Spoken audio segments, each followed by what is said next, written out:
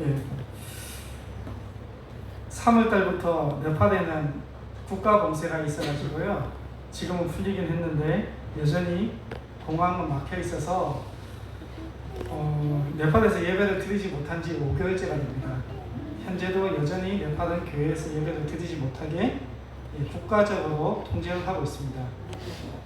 그래서 저희 온 가족이 이렇게 예배에 참석한 거는 5개월 동안 딱 2번, 한 달 전에 한 교회에서 초청을 해주셔서 간 거, 그리고 오늘 5개월 동안에 가족이 모여서 온라인 예배, 저희 한인교회에서 네팔 한인교회에서 하는 예배를 온라인으로 저희도 밖에 드릴 수밖에 없었습니다. 그래서 이렇게 만나 뵙는 게 참 반갑고 불편하시겠지만 함께 모여서 이렇게 예배 드리는 게 큰 은혜라는 것을 아셔야 될 것 같습니다. 지금 이 시간에 전 세계의 수없이 많은 장소들에서 예배를 드리고 싶지만 국가 정책 때문에 예배 자체가 금지된 지역이 굉장히 많습니다. 그게 한두 달이 아니고요. 어떤 지역은 5개월, 6개월, 그리고 이게 언제 끝날지 모른다는 것이 더 중요한 것 같아요. 그래서 예배를 정말 같이 모여서 예배를 드리고 싶은데 특히 네팔 같은 공간은 한 공간에 사람들이 정말 가까이 붙어서 예배를 드리거든요. 그러다 보면 이 코로나가 확산되는 것을 막을 방법이 없어서 교회 자체도 조심을 하지만 국가적으로도 절대 못 모이게, 최대 많이 모일 수 있는 숫자가 20명인데 20명 이하의 모든 집회는 금지되어 있습니다. 그래서 대부분의 교회는 20명이 넘어가기 때문에 교회에 모이지 못하고 있거든요. 그런 상황 가운데서도 하나님은 역사하고 계십니다. 오늘 말씀은 나는 지금 어디쯤 있을까 이런 이야기인데 코로나 사태를 겪으면서 전 세계 사람들이 동시에 물어보는 질문 중에 하나인 것 같습니다. 지금 우리는 어디쯤 와 있는 걸까? 한 번도 경험해보지 못한 전 세계적인 재난을 맞으면서 우리는 잘 가고 있는 것일까? 그리고 이 사태가 잘 해결되면 우리는 잘 갈 수 있을 것인가? 라는 질문을 하게 됩니다. 예수님은 십자가가 목표셨고 결국에 그 일을 이루시고는 내가 다 이루었다 이렇게 얘기하셨습니다. 그런데도 불구하고 예수님은 마지막 날에 어떻게 하셨죠? 이거 안 하면 안 돼요? 예수님조차 그렇게 얘기하셨어요. 이게 너무 힘드니까 하나님 이거 안 할 수 있으면 안 할 수 있게 해주세요 라고 얘기하셨습니다. 인생의 목적이 그거였는데도 불구하고 고난의 앞에 서면 하나님이셨던 예수님조차도 망설이게 되는 게 인생 살아가는 이치입니다. 사도 바울은 그의 이야기에 나는 달려갈 길을 다 달렸다. 여기 계시는 분 중에 지금 당장 죽으면서 나는 정말 열심히 살았고 내가 원하는 목표 지점에 왔다고 확신할 수 있는 사람이 몇 분이나 계실지 모르겠습니다. 바울은 나는 정말 열심히 달렸고 내가 원했던 목적지에 지금 나는 와 있다. 이렇게 얘기했는데 사도 바울의 말년을 보면 그는 감옥에서 춥고 배고프고 사람들을 만나지 못해서 외롭고 슬프고, 그래서 그의 성경에는 빨리 디모데야 와주면 안 되냐, 외롭다, 좀 보고 싶다, 성경책 그거 빨리 들고 와라, 나 성경책을 못 읽은 지 너무 오래돼서 너무 하나님 말씀 보고 싶다. 사도 바울은 감옥에 갇히는 게 목표였어요. 그게 하나님 뜻이라면. 그런데도 그조차도 외롭고 힘들다고 얘기했습니다. 코로나 사태를 겪고 있는 저희가 이 힘들고 어려운 시기를 겪고 있는 모든 교회들은 하나님, 우리는 지금 어디에 와 있는 거죠 대체? 어떻게 해야 되는 거죠? 모든 고향의 친척들을 다 버리고 떠났던 아브라함, 한 번도 가보지 못한 땅에 도착해서 하나님 정말 제가 잘 온 거 맞아요? 그래서 어떻게 합니까? 가뭄이 들자 이집트로 도망을 가죠. 고난이 오면 정말 내가 지금 와 있는 자리가 진짜 하나님이 얘기했던 그 자리가 맞는지 고민하게 되고 근심하게 되고 나는 잘 걸어온 것 같은데 이 길이 맞으면 이렇게 고난이 올 턱이 없는데 라고 고민하게 됩니다. 그 믿음의 조상이라는 아브라함도 고난 가운데 고민했고 어떤 때는 그 길을 떠나기도 했습니다. 형을 피해서 도망갔던 야곱, 형들에게 팔려서 노예가 되었던 요셉, 그리고 모든 자녀를 한꺼번에 잃어버렸던 욥. 잘 살고 있는 것 같은데, 나는 별로 잘못한 게 없는 것 같은데, 하나님이 주신 목표인 것 같아서 그 길을 가고 있는데, 우리의 주위에 일어나는 일들은 때때로 잘 되지 않고, 되려 그 길을 가지 않는 사람들보다 더 악화되고 있는 우리의 삶이 있을 때, 우리는 걱정하고 내가 가는 길이 정말 맞는 건가? 이런 고민을 하게 됩니다. 10분을 기쁘게 하려면 초콜릿을 먹고, 1시간이 기쁘려면 밥을 먹고, 하루 종일 기쁘려면 이발소나 미용실에 가서 머리를 하고, 한 일주일 정도 기쁘려면 여행을 준비하고, 한 달 정도 기쁘려면 차를 사고, 1년 동안 기쁘려면 집을 사고, 한 10년 정도 기쁘려면 결혼을 하라, 이렇게 누군가가 적어놓은 글이 있어요. 결혼이 10년 동안 안 기쁘죠? 살아오신 분들 다 아실 겁니다. 아무리 고급 승용차를 사도 한 달 동안 기쁘기가 별로 안 좋아요. 살 때는 너무 좋았는데 어디 잠깐 부딪혀가지고 기스만 나도 차가 없어진 게 아닌데 마음이 상해요. 아파트에 당첨돼서 새 집 딱 들어가면 너무 좋은데 뭐가 하나 창틀이라도 고장나 있으면 괜히 화가 나요. 사람의 마음이 다 그렇습니다. 너무 많이 가지고 있어도 행복하기는 힘들고, 그 행복이라는 게 오래 가지도 않습니다. 저희 자녀가 올해 대학교 입시 때문에 저희가 나와 있는데, 대학이 합격된다고 해서 그 기쁨이 얼마나 오래 가겠습니까? 곧 지나고 나면 그 기쁨이 사라질 것입니다. 그래서 우리는 더 원대한 기쁨을 위해서 인생을 살아야 되는 것입니다. 이신혜 집사님이 저보고 선교사님은 해마다 와도 별로 안 바뀐 것 같아요, 이렇게 얘기하시는데, 많이 바뀐 게 있어요. 뭐가 바뀌었을까요? 제가 작년보다 바뀐 게 있어요. 성경 편지를 읽으신 분들이나 소식을 들으신 분들은 아시겠지만, 작년보다 제가 몸무게가 10kg가 빠져 있습니다. 별로 표가 안 나죠. 보여드릴 수도 없고.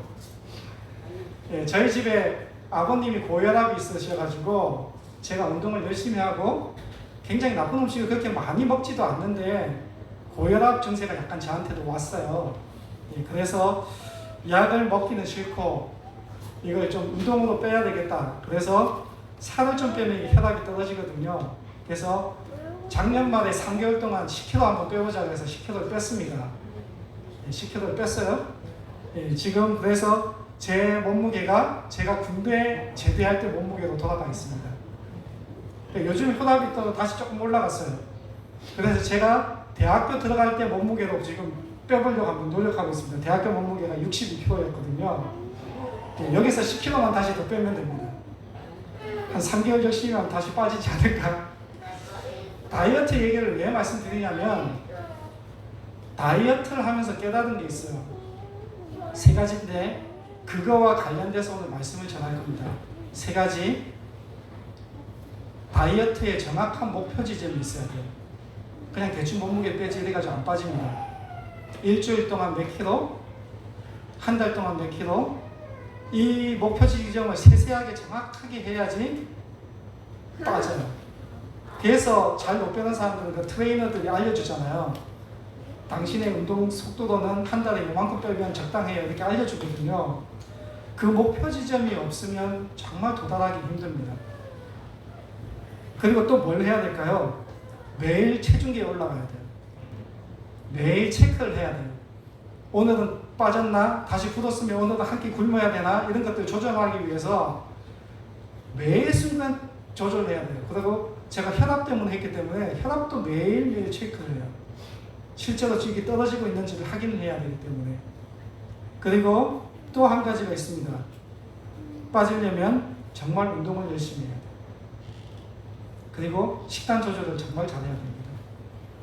이 3가지가 우리 신앙생활에 어떻게 연관이 될 수 있는가지를 가지고 오늘 말씀을 나누려고 합니다. 첫 번째는 정말 열심히 운동해야 됩니다. 이걸 다르게 얘기하면 정말 열심히 신앙생활 해야 됩니다. 대충 하면 몸무게는 절대 빠지지 않습니다. 어떻게 그렇게 빠져요? 여러분들이 생각하는 것보다 훨씬 운동을 많이 하면 저절로 빠져요. 운동을 얼마나 하면 돼요? 저 하루에 2시간씩 했습니다. 지금도 오늘 아침에도 1시간 하고 왔어요. 예. 뭘 하냐면 그냥 앉았다 일어났다 이렇게 앉았다 일어났다를 한 1000번 해요. 예. 계단 15층 올라가는 걸 10번 합니다. 예. 그 정도 하면 살 빠져요. 그걸 딱 하루에 2번씩만 하시면. 안 빠진다고요? 안 하니까 안 빠지죠. 예. 다이어트를 하시라 이런 의미가 아닙니다. 제가 말씀드리는 싶은 것은 우리가 생각하는 것보다 우리의 인생을 훨씬 열심히 살아야 된다는 것입니다. 우리 전도사님이신가요? 기타 치시는 분이? 청년. 기타 치는 거 되게 부러우시죠? 근데 우리 금방 쳤던 정도의 수준으로 기타를 치는 것만 하면 더 잘 치시겠지만 오늘 치시는 정도의 수준은 일주일만 치면 칠 수 있습니다.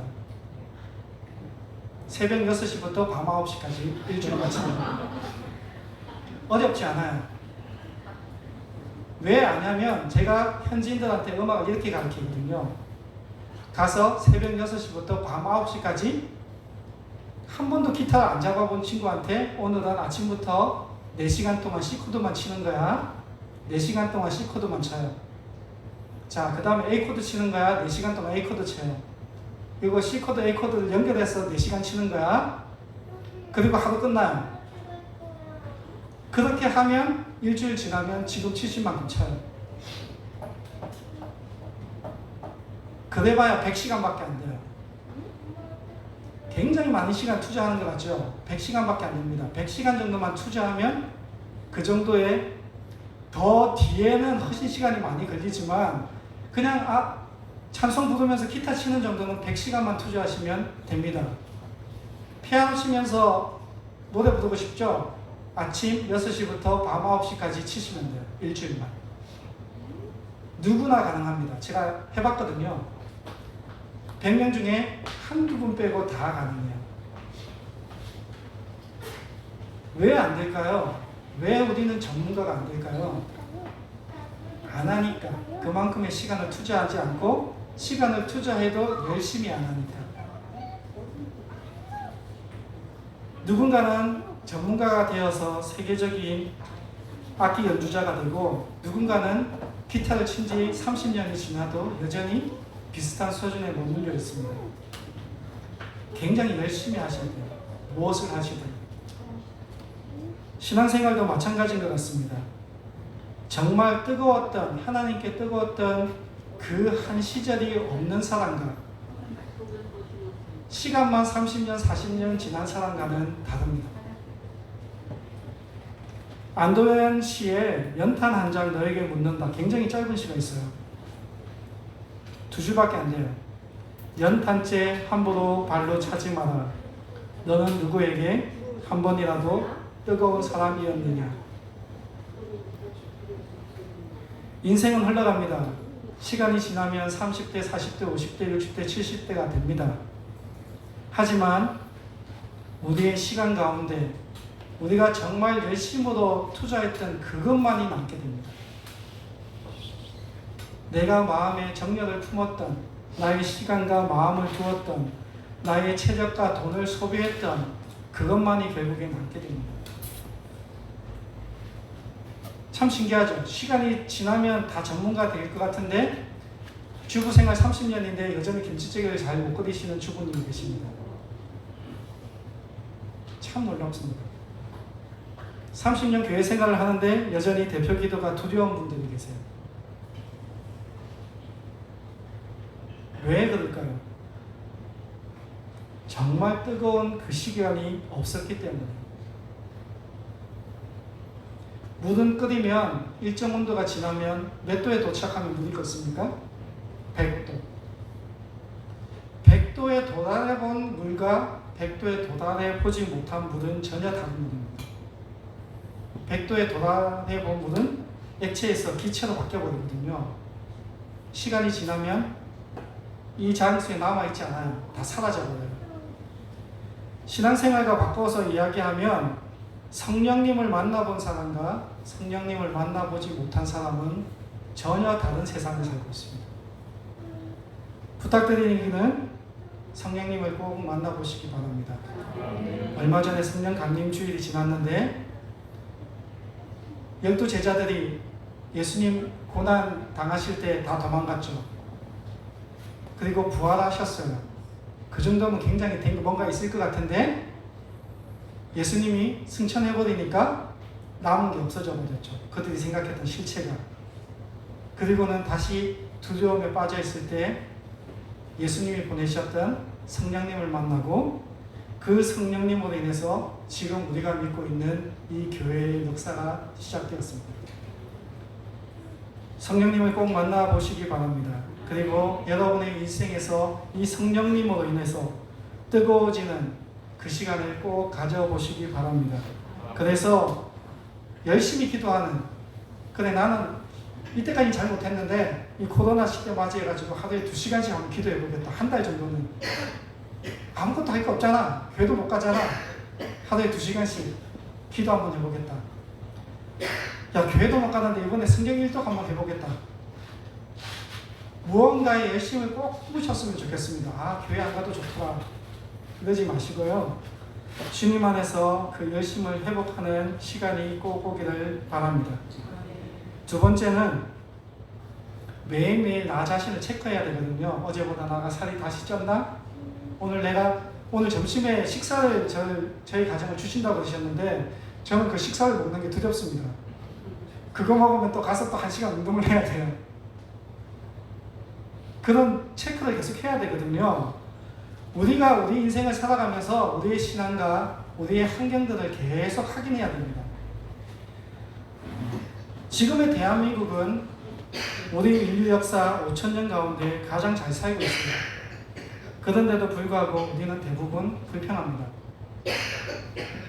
전 세계에서 5,579개의 물품 중에 점유율 1위를 69개나 대한민국이 하고 있습니다. 대표적으로 오토바이 헬멧 전 세계에서 1등인데 90%가 대한민국 헬멧입니다. 예. 스포츠 오토바이 타는 모든 운동선수들은 대한민국 헬멧을 하고 있습니다. 전 세계에서 가장 유명한 777 손톱깎이 전 세계를 휩쓸고 있습니다. 반도체 최강국, 배를 만드는 최강국, 불과 50년 만에 만들어낸 역사입니다.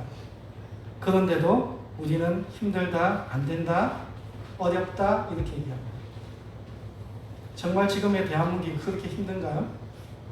이 코로나가 정말 우리를 그렇게 휩쓸고 있나요? 실제로 보면 별로 그렇지 않은데 우리는 힘들다, 어렵다. 물론 이 가운데서 굉장히 힘드신 성도님들이 있으실 겁니다. 제가 그것을 무시하자는 것이 아닙니다. 하지만 우리의 삶을 잘 살펴보면 힘들고 어렵고 없어진 것보다 아직도 여전히 남아있는 것이 많다는 것입니다. 하박국서를 보면 3장 17절 19절에 비록 무화과 나무가 무성치 못하며 포도나무에 열매가 없으며, 이게 너무 많이 들어보셨죠? 그리고 이게 다 없는데도 나는 하나님으로 인하여 즐거워할 것이다. 이렇게 적혀 있어요. 예, 그런데 저는 이 성경 구절을 읽을 때마다 화가 납니다. 뭐가 화가 나냐? 저는 무화과 나무를 가져본 적이 없어요. 저는 포도나무도 없고 감람나무도 없고 제 이름으로 땅 한 평이 없습니다. 예, 얼마 전에 제 남동생이 집을 계약했는데 저는 제 입으로 집을 한 번도 계약해 본 적이 없습니다. 그런데 이 사람은 없다고 얘기하죠. 포도나무에 열매가 없어도 내년이면 다시 포도가 있을 거예요. 올해 감람나무 소출이 조금 적어도 내년이면 그 나무가 사라지지 않는 한 다시 감람나무에 열매가 필 것입니다. 밭에 올해 홍수가 나서 서리가 내려서 태풍이 불어서 식물이 없어져도 밭이 사라지진 않아요. 외양간에 소가 없어도, 소가 죽어버려도 외양간은 없어지지 않습니다. 그런데 우리는 없다고 얘기하는 거예요. 금전적으로 계산을 해도 남아있는 게 지금 훨씬 많거든요. 그리고 앞으로 남게 될 것이 훨씬 많습니다. 그리고 앞으로 받아왔던 것이 훨씬 많습니다. 단지 지금 이 시간에 없을 뿐인 거죠. 그런데 과거에 있었던 모든 것도 다 없다고 얘기하고 앞으로 생길 것도 다 없다고 얘기하고 그리고 근본적으로 남아있는 것도 없다고 얘기하면서 불평을 합니다. 정말 여러분의 삶을 돌아보시면 정말 없나요? 너무 많이 남아있죠? 하나님께 이 많은 것들로 감사할 수 있는 삶이 되시기를 꼭 부탁드립니다. 코로나 시절을 맞으면서 스스로에게 다짐하는 것은 너무 없다고 얘기하지 말자 이것입니다. 큰딸이 이제 대학을 가는데 그런 얘기 자꾸 하지 말라고 해요. 큰딸이. 근데 대학을 가는데 제 기도 제목은 그것입니다. 6개 대학을 이렇게 넣을 수 있거든요. 6개 대학이 다 떨어져도 우리 가정은 감사할 수 있기를 바랍니다. 붙으면 좋죠. 예, 붙으면 좋은데 대학을 떨어졌다고 해서 제 딸이 사라지는 건 아니잖아요. 그리고 올해 안 붙으면 내년에 또 시험 치면 되죠. 이 대학 붙는 게 정말 인생에 있어서 큰 일이긴 하지만 우리가 그것 때문에 너무 실망하거나 하나님한테 불평할 만한 일은 아니에요. 그런데 우리의 감사에는 대부분 대학을 붙게 해주셔서 하나님 너무 감사합니다. 그거 자체가 나쁘진 않지만 그 내면에 잘못하면 떨어지고 나면 어떻게 얘기해야 되죠? 하나님 떨어져서 하나님 원망스러워요 라고 얘기할 가능성이 있어요. 그러지 않기를 저희는 미리 기도하고 있습니다. 붙기를 바랍니다. 여러분 기도해 주시고 3군데 났는데 꼭 이번에 붙을 수 있었으면 좋겠습니다. 부모의 마음으로 꼭 잘 되었으면 좋겠습니다. 그러나 혹시 안 되더라도 그걸로 우리의 감사가 사라지지 않기를 하나님 앞에 소망합니다. 3번째는 다이어트를 잘하려면 어떻게 해야 된다고요? 목표 지점이 정확히 해야 되는 거죠. 예수님처럼 바울처럼 우리가 어디를 향해 가고 있는지에 대해서 정확하게 알고 있어야 그 길에 도착할 수 있습니다. 어떤 시인이 적은 로버트 프로스트라고 하는 시인이 적은 시가 있어요. 많은 분들이 아시는 시입니다. 가보지 않은 길. 내용이 좀 길어서 읽지는 않는데 그 내용의 요약은 숲길을 가다 보니까 길이 2개 있더래요. 근데 이렇게 슬퍼보면서 어디를 갈까 고민하다가 이왕이면 남들이 잘 안 간 것 같은 길을 가자 해서 그 길을 걸었대요.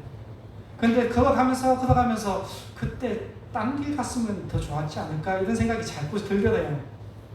그래도 꽤 많이 걸어왔으니 그 길을 다시 갈 수는 없어요. 그리고 그때의 선택 때문에 지금 내 인생은 이렇게 바뀌었다 라는 것이 그 시의 요약입니다. 인생을 살아가면서 우리가 수없이 많은 선택을 합니다. 학교를 선택하고 직장을 선택하고 더 나아가서는 우리가 어떤 신을 섬길지를 선택하고 결혼을 선택하고 일부는 우리가 저절로 선택할 수 없는 주어지는 것들이 있지만 굉장히 많은 것들은 우리가 선택하면서 살아갑니다. 그리고 그 결과에 의해서 우리 인생이 지금 와 있는 것입니다. 그리고 지금 우리가 무엇을 선택하느냐에 따라서 우리의 인생이 또 바뀌어질 것입니다. 제가 인생을 살아가면서 하나님께 감사하는 것은 크게 2가지예요. 하나는 하나님을 나의 주님으로 선택하는 것, 그것을 선택할 수 있는 하나님의 은혜를 주신 것에 대해서 감사합니다. 또 한 가지는 세상에 많은 직업이 있는데 선교사로 살아갈 수 있는 것을 마음에 주셔서 그걸 선택하게 해주셔서 감사합니다. 굉장히 많은 어려움과 아픔이 있었지만 이 길을 걸어온 것에 대해서는 한 번도 후회해 본 적이 없는 것 같아요. 너무 잘 선택했다. 너무 행복하다. 그리고 이 길을 계속 걸어가야 되겠구나. 코로나 사태로 전 세계에 너무 많은 선교사들이 지금 현장으로 가지 못하고 있고, 때로는 일이 있어서 한국에 나왔는데 공항이 폐쇄되어서 몇 개월째 가고 싶은 사역지를 못 가는 상황이 일어납니다. 그래서 저와 마찬가지로 많은 선교사들이 계속 그 길을 가야 되나? 앞으로 이런 사태들이 자주 일어날 텐데, 그리고 점점 선교지에서 살아가기가 힘들 텐데, 이제는 온라인으로 사역하면서 현장을 가지 말아야 되나? 가면 환영받지 못할 텐데 라는 생각에 굉장히 많은 사람들이 코로나가 끝나면 이제 사역을 어떻게 바꿔서 하지? 하는 고민들을 하고 있습니다. 목회도 마찬가지일 거고, 이 코로나 사태가 끝나고 나면 우리 직장을 어떻게 하지? 우리 교회를 어떻게 바꾸지? 우리 가정을 어떻게 바꿔야 되지? 이때까지 살아온 우리의 길이 정말 맞는 건가? 새롭게 해야 되나? 이런 고민들 가운데 있게 마련입니다. 그러나 한 가지 잊지 말아야 될 것은, 저와 여러분이 선택한 이 길이 정답이고, 비록 힘들고 어려워도 꾸준히 걸어가면 하나님 나라에서 우리를 칭찬해 주실 것이라는 것입니다. 얼마 남았는지 잘 모르겠어요. 저도 처음에 이 충원국 교회로 왔을 때는 한 60, 70년 남았을 줄 알았거든요.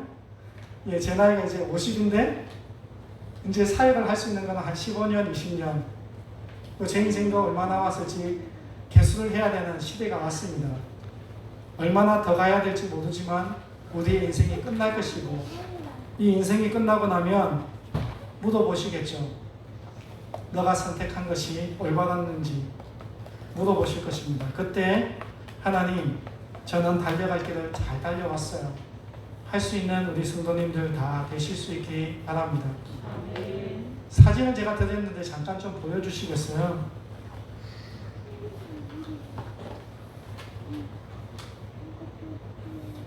제가 2월달까지 2월달에 갔다가 3월달 들어와서 4월달, 5월달 다시 가려고 졸업식이 있었거든요. 우리 신학생들인데 저 신학생들이 올해 졸업식을 가지지 못했습니다. 집회를 할 수 없었기 때문에. 그리고 제가 보통 졸업식에 가면 성경책도 선물하고 축복 기도도 하고 마지막 날 같이 즐겁게 식사도 하는데, 올해는 공항이 폐쇄되어서 아예 가보지를 못했어요.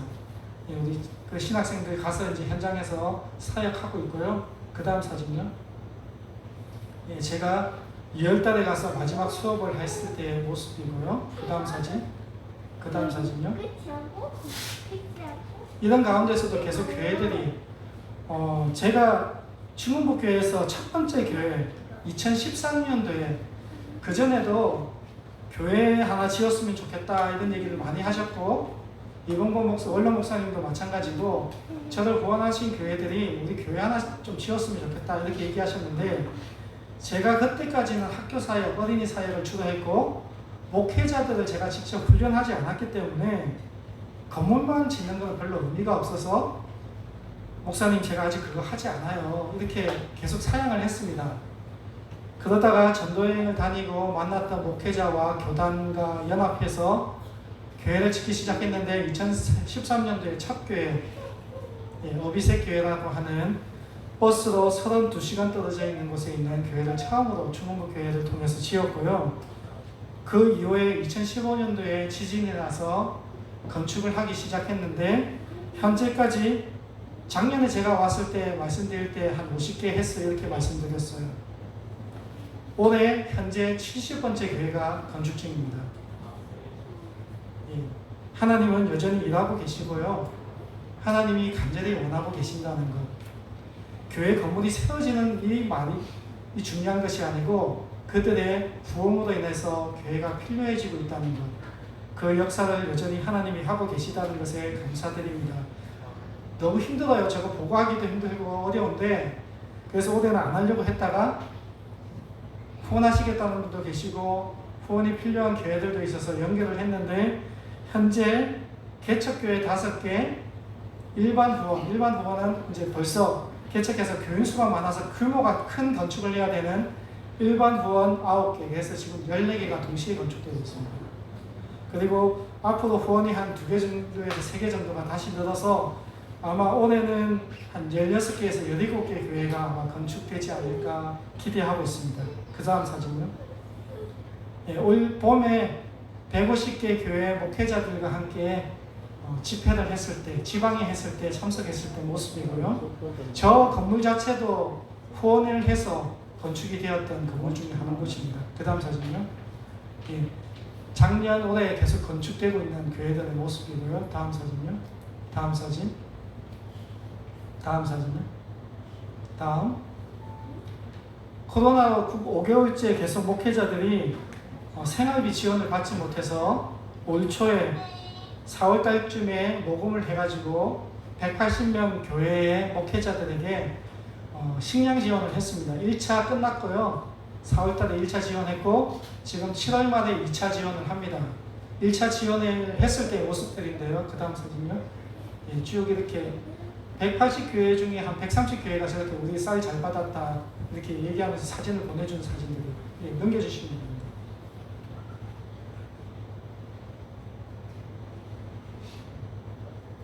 예, 지금의 교회들은 제가 다 직접 방문했던 교회들이고요. 예, 2차 지원은 곧 7월 달에 하고 3차 지원은 재정이 좀 모자라는데 그 재정이 채워지면 한 10월 달쯤에 한 번 더 할까 지금 생각 중에 있습니다. 예배 자체를 아예 드리지 못해서 헌금 자체가 온라인 헌금도 할 수 없고 이래서 목회자들이 아예 생활비가 없어요. 그래서 그 목회자들 저걸로 충분하진 않지만 조금씩이라도 한 달이라도 그냥 이렇게 식사할 수 있도록 쌀 한 30kg, 뭐 50kg 이렇게 지원하고 뭐 창거리 좀 사주는 그 정도밖에 안 돼요. 예, 그 다음 사진요. 그 다음 사진. 예, 그 와중에 올해 건축되고 있는 교회들 모습이고요. 다음 사진요. 예, 다음. 예, 올해 홍수가 난 지역이 있어서 이 지역을 위해서 일주일 전에 모금을 했는데 8가정을 9월달부터 다시 집을 지어주는 사역을 할 수 있는 길이 열렸어요. 그래서 8가정에게 조그맣지만 벽돌집에 양철지붕으로 8가정을 짓는 사업을 9월달부터 하게 되었습니다. 그 다음 사진. 이렇게 다 무너지고 집이 없어서 자기 땅이 없어서 그냥 저렇게 가건물로 짓고 사는 현지인들에게 한 5년 10년 그냥 안심하고 홍수가 비가 많이 와도 안심하고 잠을 잘 수 있도록 벽돌과 양철지붕으로 집을 8채 아예 지어주는 걸로 지금 준비했고 모금이 끝났는데 1200만 원 정도 모금이 필요한데 1430만 원이 모금이 되어서 2개 교회의 후원까지 할 수 있는 모금이 되었습니다. 그 다음 사진입니다. 네, 다음 사진요. 다음. 네, 현재 건축되고 있는 교회들의 모습입니다. 다음. 네, 다음. 네, 끝났습니다. 많은 사람은 걱정합니다. 코로나가 되어서 잘 못 모이는데 사역식을 잘 가지 못하는데 다들 힘들다는데 그런데 제가 목회자 후원을 하면서 모금을 해보고 이번에 홍수 지원으로 모금을 했는데요. 저는 한 300만 원 모이겠지 이렇게 생각하고 그냥 한 돈만 원이라도 2만 원이라도 목회자들에게 나눠줘야 되겠다 했는데 첫 번째 모금에 1,800만 원, 지금 홍수 지원 모금에 1,430만 원 모금이 되었습니다. 건축 헌금까지 하면 굉장히 많은 돈이 올해 모금이 되어서 집행되고 있거든요. 제가 그 일을 잘하고 있다 이런 의미가 아니고 하나님이 원하시면 우리의 상황과 상관없이 하나님은 일하신다는 것입니다. 하나님이 원하시면 우리가 없다고 생각해도 십시일반으로 모으는 그 가운데 하나님은 역사하신다는 것입니다. 그리고 하나님은 힘들 때 도운 것을 더 크게 인정하실 것이라는 것입니다. 다들 힘드실 겁니다. 어려우실 것입니다. 그러나 교회의 목적은 죽은 사람을 교회로 데려오는 것이고 전도와 선교가 최종 목표입니다. 그 기억을 잊지 마셨으면 좋겠습니다. 제가 선교사라서 선교하자는 게 아니고요. 교회의 가장 큰 목적이 예수님 믿게 하는 거예요. 안 믿는 사람들. 이 지역을 위해서 얼마나 전도 열심히 하셨습니까? 지금도 여전히 전도하고 계실 텐데, 우리가 다른 것 다 버려도, 재정이 어렵고 시간이 어렵고 모이기 힘들어도 버리지 않아야 될 게 있어요. 전도하는 것, 선교하는 것입니다. 그것을 포기하는 순간에 교회는 교회로서의 가치가 사라집니다. 아이들한테 초코파이 주는 것 안 주셔도 돼요. 성도님들 점심 식사 못 하셔도 돼요. 안 하니까 때또는 편하시죠. 집에 일찍 가니까. 우리가 생각했던 수없이 많은 것들 중에 굉장히 많은 부분이 안 해도 되는 것인데, 우리가 너무 거기에 정신이 팔려서 정말 해야 되는 것들을 잊고 살 때가 있어요. 시간과 재정과 마음을 정말 해야 되는 것들을 잊어버리고, 해도 되고 안 해도 되고, 때때로는 굳이 안 해도 되는 일에 너무 많은 시간과 재정을 사용할 때가 있어요. 잊지 마셨으면 좋겠습니다. 우리가 가야 될 곳은 이 땅이 아니고 주님의 나라고, 혼자 가야 될 일이 아니고 형제, 자매, 부모가 같이 가야 될 땅이고, 이 세상에 수없이 아직도 예수를 믿지 않는 사람들이 함께 가야 되는 것입니다. 그 일을 위해서 함께 기도해 주시고, 네팔 선교사를 저희를 파송해 주셨으니 네팔 땅을 위해서도 계속 기도해 주시기를 간절히 소망합니다. 함께 기도하시겠습니다. 기도하실 때 오늘의 세 가지 말씀처럼, 하나님, 우리가 손에 쟁기를 쥐고 자꾸 뒤를 돌아보지 않게 해주세요. 앞을 바라보면서 정말 하나님이 목표하시는 게 무엇인지 앞을 바라보면서, 손은 주인이 이끄는 대로 가는 게 올바른 길입니다.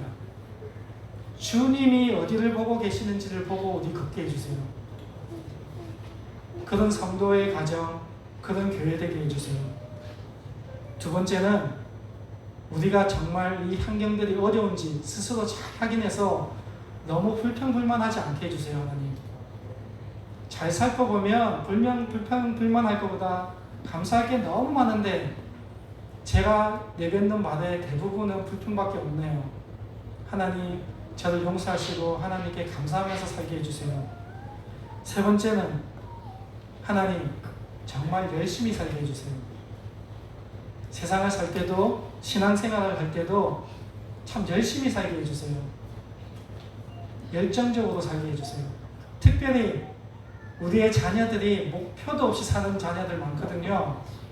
열심히 안 사는 자녀들 너무 많아요.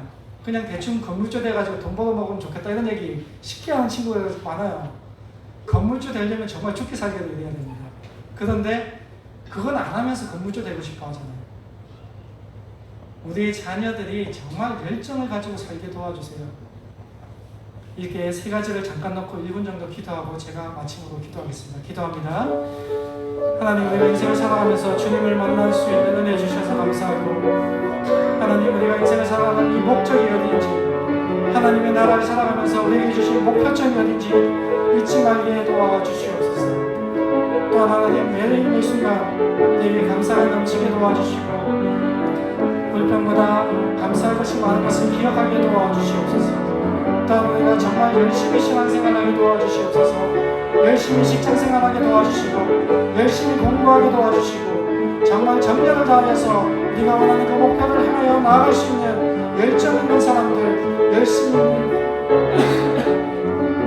사람들 되게 도와주시옵소서. 하나님, 감사합니다. 세상에 너무 많은 사람들이 왜 사는지, 무엇을 하고 살아야 될지, 어디로 가는지 모르고 사는데요.